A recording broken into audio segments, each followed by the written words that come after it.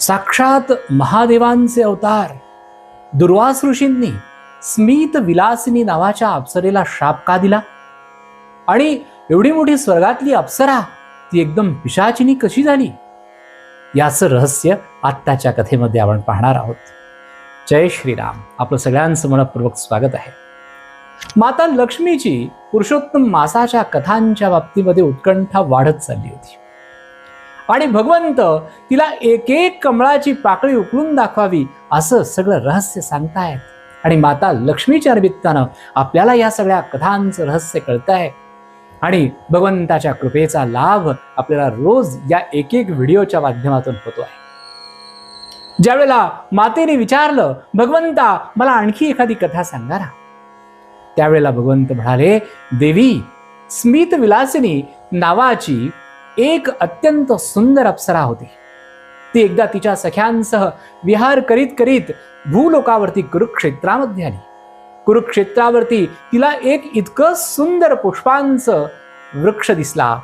त्या वृक्षावरून तिने सगळ्या सुगंधी फुलांना एकत्रित केलं आणि त्याची तिने सुंदर माळ गुंफली.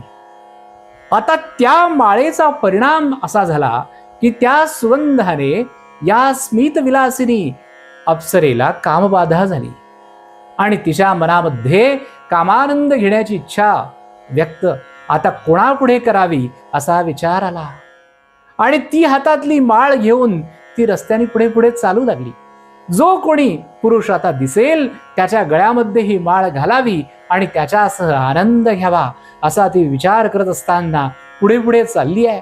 तिच्या सख्या तिच्या बरोबर आहेत आणि एकदम दुर्वास ऋषी समोरून आले.